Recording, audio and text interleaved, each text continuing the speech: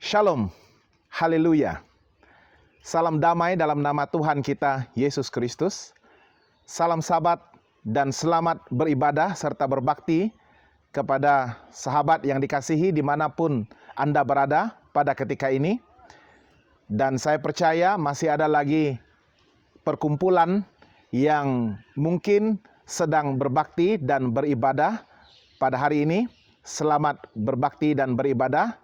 Dan saya percaya hari ini kita akan menerima berkat istimewa yang penuh berkelimpahan yang Tuhan telah sediakan bagi mereka yang setia memelihara kekudusan Sabat dan meraihkan hari ini sebagai hari kudus Tuhan, hari untuk memperingati Minggu Penciptaan dan juga mengakui bahwa Tuhan Allah lah yang merupakan pencipta dan empunya segala makhluk yang diciptakannya. Pada hari ini kita bersyukur karena kita telah pun dibawa sekali lagi dengan selamat untuk mengharungi satu minggu yang saya percaya penuh dengan cabaran, penuh dengan kesukaran, penuh dengan tentangan, dan bahkan mungkin penuh dengan pancaroba dan juga ujian serta dugaan hidup.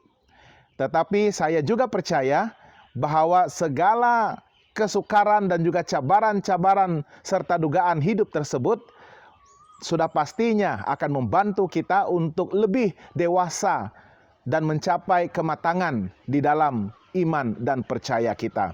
Dan pada saat kita dihadapkan dengan masalah-masalah serta kesukaran sebeginilah, kita akan lebih bergantung kepada Tuhan dan merendahkan diri serta membenarkan Tuhan untuk menguasai dan juga membimbing serta memandu kehidupan kita di dunia ini.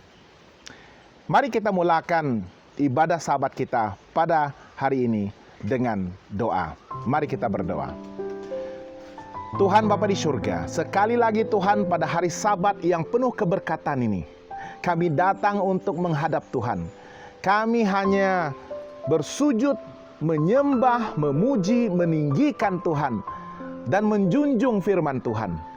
Karena kami percaya Tuhanlah yang merupakan pencipta kami, yang berkuasa ke atas hidup kami, yang mengasihi kami dengan kasih yang begitu besar, sehingga mengorbankan anak tunggalmu, Yesus Kristus, untuk mati sebagai ganti bagi dosa-dosa kami. Dan seterusnya memberikan kami keselamatan, karunia hidup yang kekal itu. Tuhan, pada saat ini kami akan membuka firman-Mu, untuk merenungkan firman-Mu, untuk mencari kebenaran, serta bimbingan dan dorongan terhadap segala pergumulan kami di dunia ini.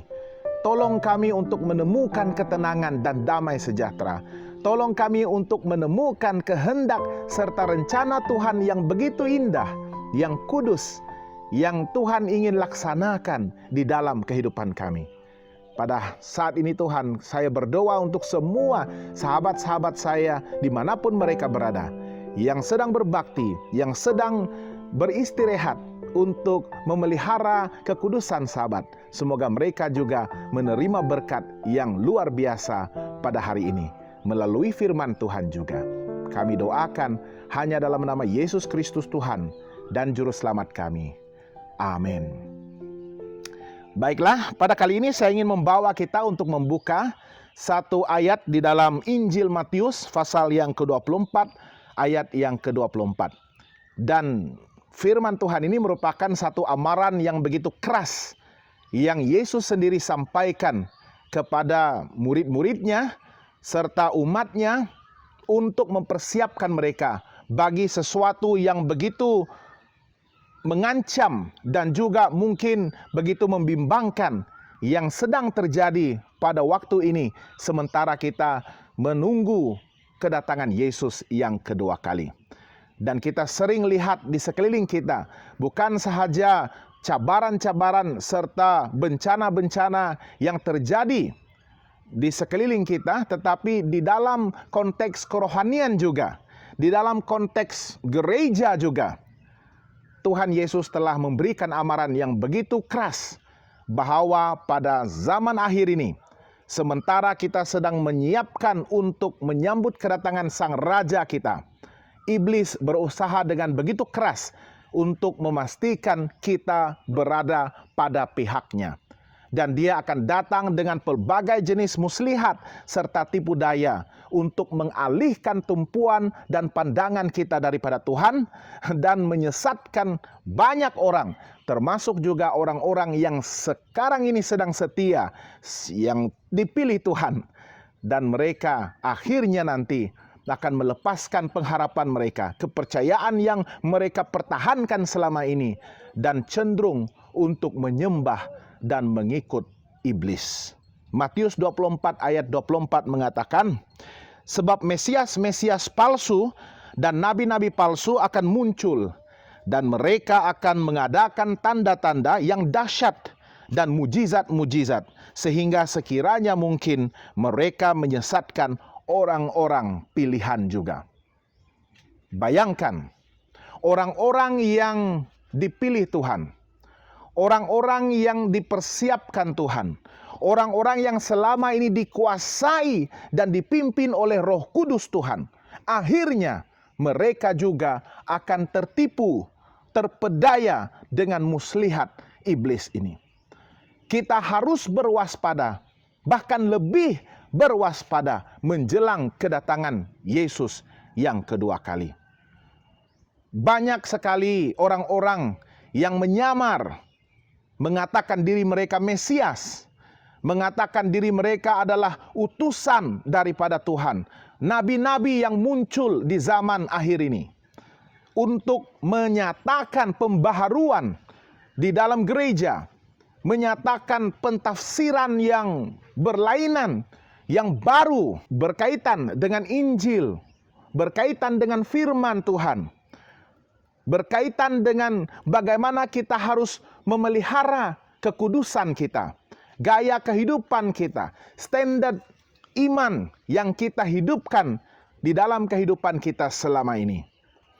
Dan yang lebih merisaukan adalah bahwa mereka juga boleh melakukan pelbagai jenis mujizat serta perbuatan-perbuatan ajaib sama seperti Yesus, dan mereka akan menyesatkan banyak orang. Dan ini adalah merupakan satu amaran yang begitu penting untuk kita perhatikan dan untuk kita berjaga-jaga serta berwaspada pada zaman akhir ini.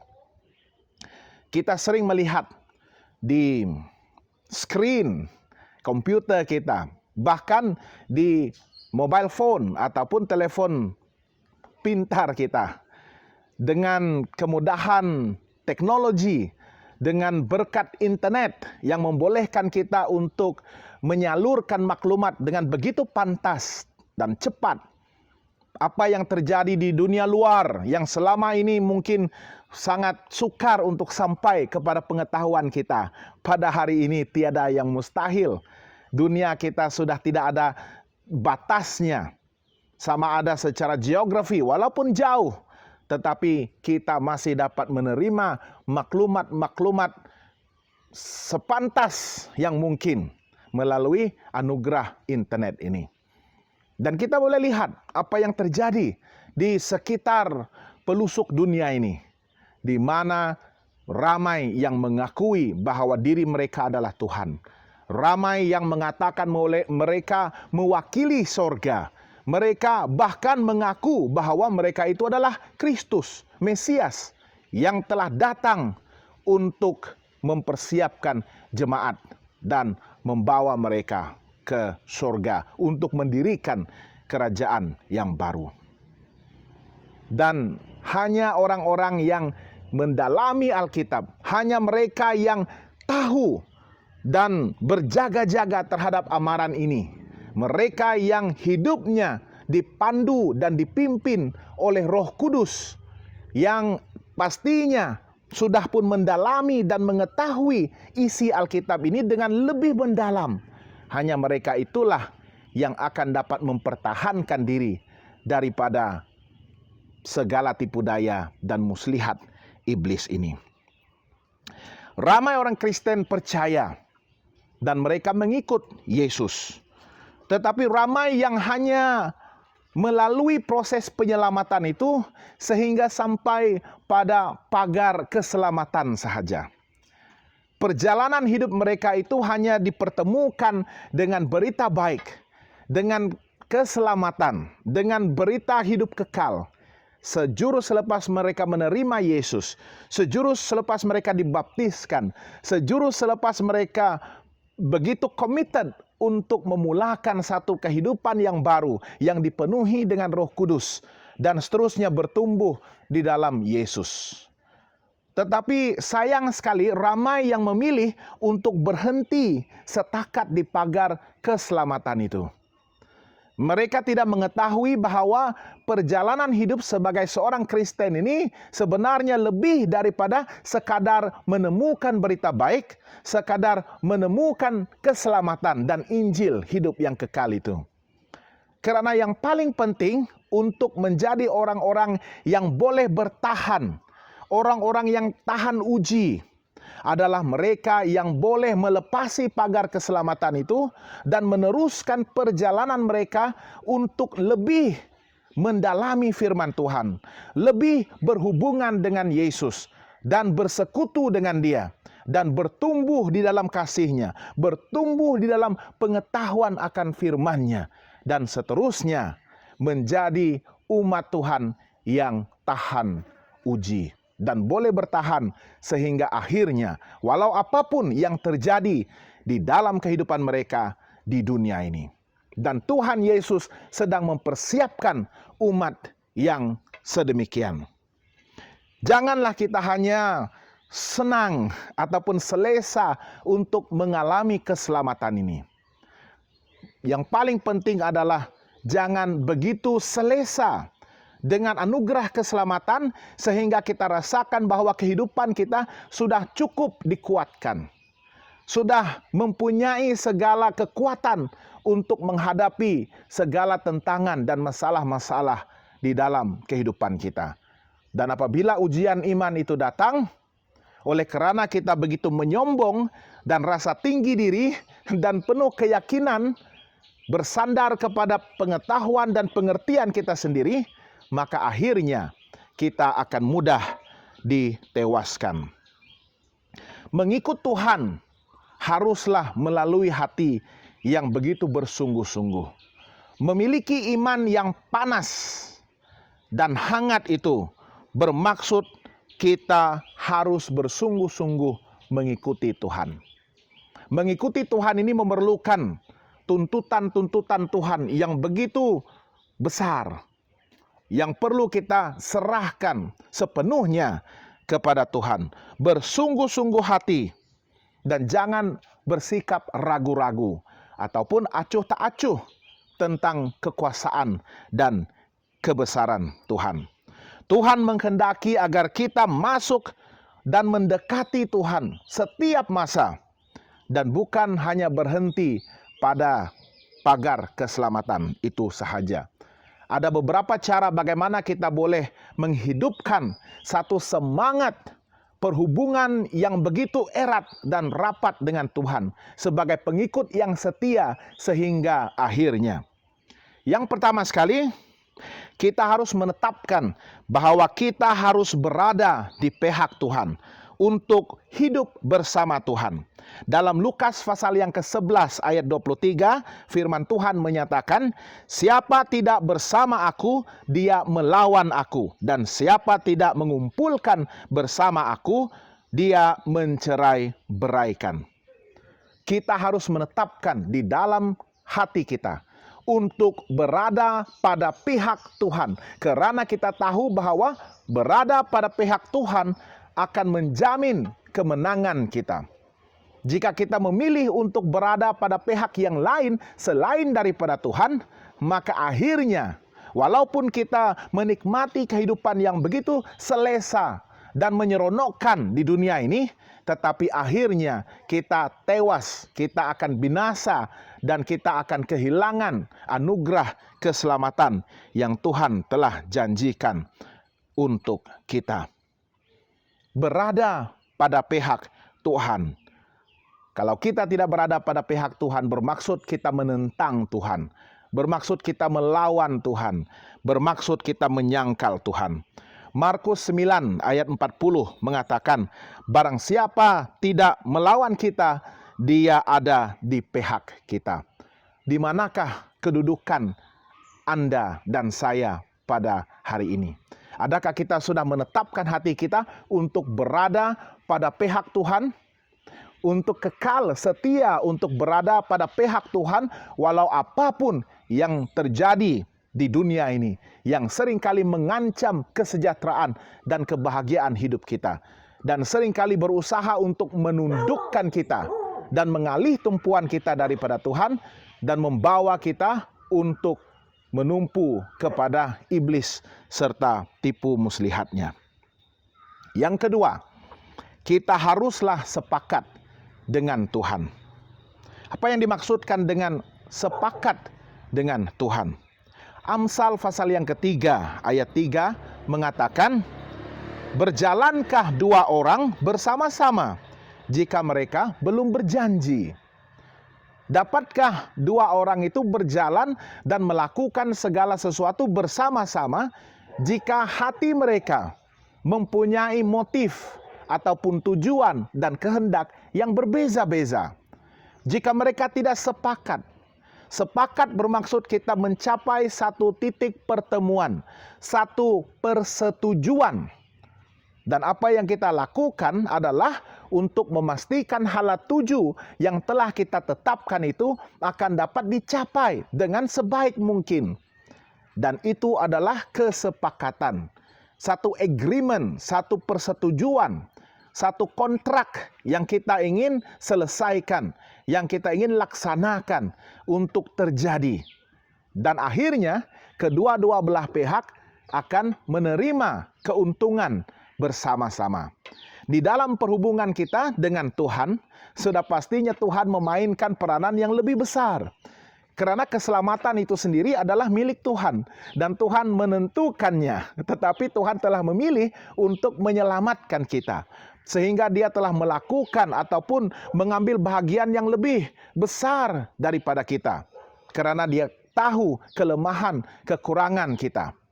Dan dia menyelesaikan, melangsaikan hutang dosa kita itu pada kayu salib melalui pengorbanan yang besar daripada anaknya, Yesus Kristus.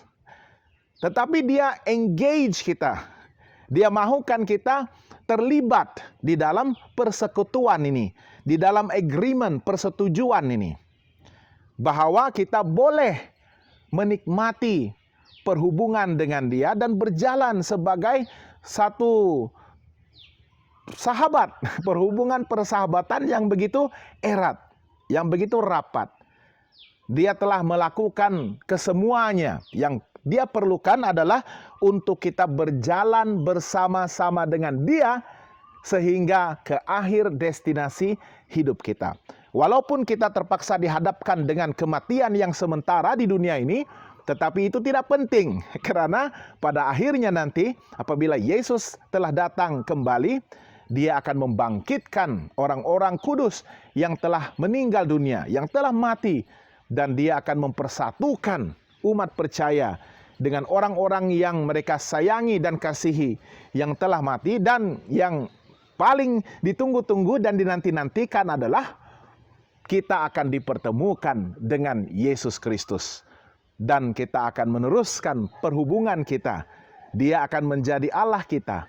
Dan kita akan menjadi umat yang dikasihinya. Sepakat dengan Tuhan bermaksud sepakat di dalam firman-Nya. Menyetujui bahwa inilah agreement itu. Firman Tuhan itulah terma dan syarat-syarat yang harus kita pelihara.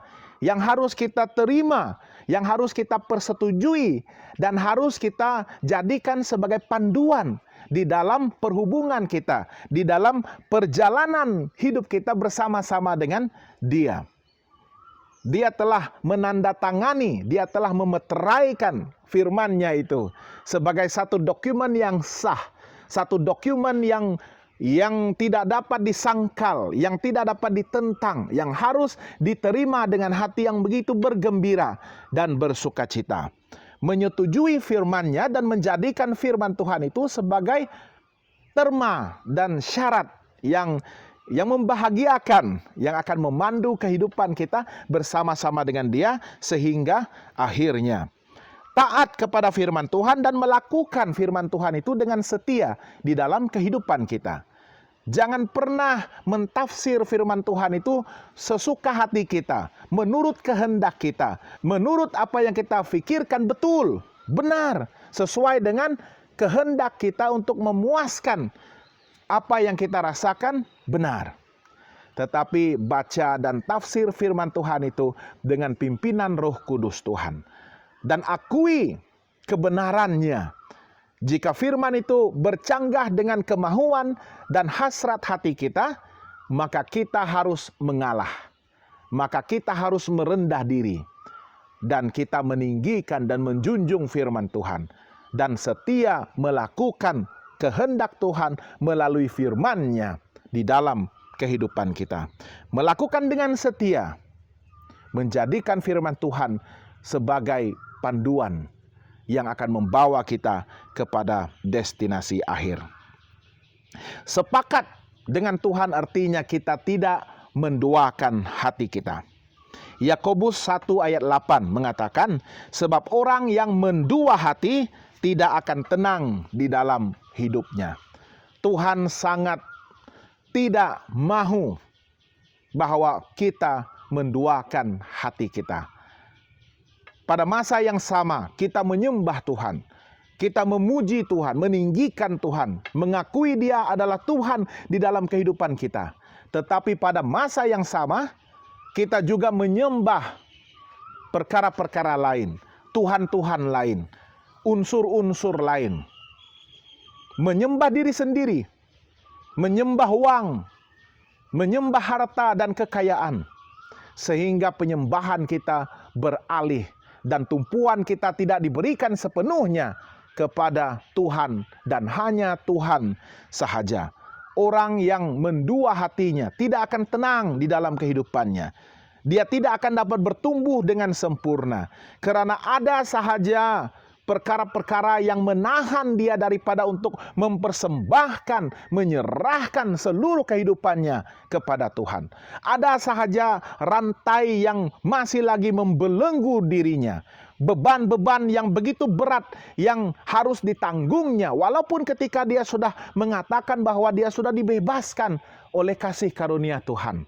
Tetapi karena hatinya masih lagi mendua, maka dia masih lagi merasa terikat dan tidak dapat bergerak bebas di dalam kasih Tuhan. Setengah-setengah hati. Dan Tuhan tidak mahu melihat umat yang menduakan kesetiaannya daripadanya. Bagaimana kita boleh mentahirkan, membersihkan, dan memperbaiki hati yang mendua itu? Yakobus 4 ayat 8 memberikan kita jawabannya. Mendekatlah kepada Allah dan Dia akan mendekat kepadamu. Tahirkanlah tanganmu, hai kamu orang-orang berdosa, dan sucikanlah hatimu, hai kamu yang mendua hati. Mendekat kepada Tuhan, maka Tuhan akan mendekat kepada kita. Mentahirkan tangan kita daripada perbuatan-perbuatan yang keji. Apa yang kita pikirkan, apa yang kita inginkan, yang kita hasratkan, yang kita percaya, maka itu akan dilakukan menggunakan tangan kita. Bahkan dosa sekalipun. Dosa tidak akan mengakibatkan sesuatu yang buruk jika pikiran kita itu tidak bertindak melalui perbuatan kita. Tangan kita ini yang membawa akibat buruk, mengakibatkan dosa itu. Apa yang kita pikirkan jahat, tetapi kita lakukan, dan tangan kita itu melakukan kejahatan, maka akibat daripada perbuatan dosa itu akhirnya akan membinasakan hidup kita. Maka haruslah kita menjaga tangan kita, menjaga kaki kita, menjaga perkataan kita. Karena apa yang keluar, apa yang dinyatakan oleh pikiran kita ini adalah melalui perbuatan kita, melalui tutur kata kita. Pikiran kita ini senyap. Apa yang kita pikirkan di dalam otak kita ini, dia akan kekal tinggal di sana. Dia akan membebankan kita, ya. Tetapi dia masih tidak membahayakan kita, tidak membinasakan kita, seandainya kita dapat mengawal diri. Seandainya tangan kita ini tidak melakukan, seandainya mulut kita ini, pertuturan kita itu tidak akan mengeluarkan kata-kata kesat, kata-kata keji, kata-kata nista, kata-kata dosa, dan mengotorkan kehidupan kita. Sekiranya kaki kita tidak membawa kita ke tempat-tempat di mana kita boleh cenderung untuk melakukan dosa. Segala perbuatan kita itu dinyatakan melalui tindakan kita, melalui luaran kita ini. Jadi haruslah mentahirkan tangan kita, mulut kita, kaki kita, anggota badan kita, dan mengawal pikiran kita. Dan sucikanlah hati kita, sentiasa membenarkan Roh Kudus Tuhan untuk terus bekerja di dalam hati dan pikiran kita. Menuntun kita, menemukan kita dengan kebenaran, menemukan kita dengan fakta-fakta yang menakjubkan, yang luar biasa daripada Alkitab, yang akan mengubah persepsi kita, mengubah cara pemikiran kita, mengubah cara kita mentafsir Alkitab. Menerima firman Tuhan itu tanpa penuh persoalan, tanpa banyak penyangkalan. Tetapi kita menerima dan menjadikan firman itu hidup di dalam kehidupan kita. Yang ketiga, kita memikul salib, kita menyangkal diri, dan akhirnya kita dapat menjadi murid dan pengikut Tuhan yang setia. Jika kita mau mengikut Tuhan dengan bersungguh-sungguh, maka kita akan mengalami segala tentangan dan cabaran di dalam kehidupan kita. Memikul salib bermaksud ada yang harus kita sangkal di dalam diri kita jika kita ingin bersungguh hati kepada Tuhan. Apa yang mungkin membatasi perhubungan kita dengan Tuhan, menghindari kita daripada menaruh sepenuh kepercayaan dengan Tuhan, menghindari kita daripada bersekutu dengan Tuhan dalam keadaan yang begitu erat sehingga tidak boleh dipisahkan. Sekiranya masih ada lagi batasan itu, halangan itu, maka itulah yang harus kita lepaskan, yang harus kita musnahkan daripada kehidupan kita, agar perhubungan kita dengan Tuhan tidak ada penghalangnya. Setiap orang yang mau mengikuti Tuhan harus memikul salibnya dan menyangkal diri sendiri. Kita tahu dan sadar bahwa perjalanan Yesus melalui jalan penyiksaan itu untuk sampai kepada Golgota, untuk sampai kepada bukit di mana dia harus disalibkan, itu merupakan perjalanan yang begitu menyiksakan, menderitakan. Tetapi dia harus melaluinya. Sebelum dia dimuliakan, dia terlebih dahulu mengalami dan merasai penderitaan. Apakah Anda dan saya sudah bersiap untuk mengalami penderitaan dan penyiksaan ini? Yang kita percaya sedang dihadapkan dalam proses untuk menghadapi lebih banyak cabaran-cabaran dan siksaan dan penderitaan yang mendatang ini. Adakah Anda dan saya bersedia? Dan kita harus menyangkal diri. Apa yang mungkin meninggikan kita, menyombongkan kita, menyebabkan kita angkuh dan meninggi diri, mementingkan diri sendiri, maka dengan itu kita akan rendahkan diri dan hanya meninggikan Yesus. Menyangkal diri dan jangan menyangkal Yesus. Seperti apa yang dilakukan oleh Petrus. Apabila dia dihadapkan dengan ancaman dan bahaya, dia boleh menyangkal Yesus. Bukan sekali, tetapi 3 kali. Berapa kalikah kita pernah menyangkal Yesus? Untuk menidakkan ketuhanan Yesus di dalam kehidupan kita. Bahkan untuk menyembunyikan identiti kita sebagai orang Kristen. di luar kita boleh dilihat sebagai orang yang sama dengan dunia ini. Tidak ada bezanya. Pergaulan kita, aktiviti-aktiviti kita, tutur kata kita. Tetapi di luar lain, ya, apabila kita pulang ke rumah, kita mulai mengenakan baju Kristen kita. Ataupun sekali seminggu, apabila kita masuk melangkah ke dalam gereja, maka kita akan menyarungkan pakaian Kristen kita. Tetapi di luar sana, selepas ibadah dan kebaktian, maka kita dilihat sebagai tidak ada bezanya dengan orang-orang yang lain. Pengikut Tuhan yang sejati adalah mereka yang boleh menyangkal diri, berani dan bersedia untuk berkorban bagi Tuhan, berani dan bersedia untuk disiksa dan menderita oleh karena nama Yesus. Kita tidak akan menyerahkan kepercayaan dan iman kita semata-mata untuk segala siksaan dan penderitaan yang sementara ini. Tetapi kita rela, bahkan rela mati, disalibkan bersama Yesus. Karena kita tahu tanpa penyaliban tidak akan ada kemuliaan. Tanpa kesengsaraan dan penderitaan, laluan kesengsaraan itu untuk sampai ke Bukit Golgota itu, tidak akan ada keselamatan. Dan kita telah diamarkan oleh Yesus bahwa pada penghujung dunia ini, kita akan menerima siksaan dan penderitaan yang sama. Saya ingin menyimpulkan melalui 2 ayat di dalam buku Wahyu pasal yang ketiga. Wahyu pasal yang ketiga ayat yang kedua mengatakan, bangunlah dan kuatkanlah apa yang masih tinggal, yang sudah hampir mati. Sebab tidak satu pun dari pekerjaanmu aku dapati sempurna di hadapan Allahku. Ayat yang ke-8, aku tahu segala pekerjaanmu, lihatlah, aku telah membuka pintu bagimu, yang tidak dapat ditutup oleh seorang pun. Aku tahu bahwa kekuatanmu tidak seberapa, namun engkau menuruti firmanku, dan engkau tidak menyangkal namaku.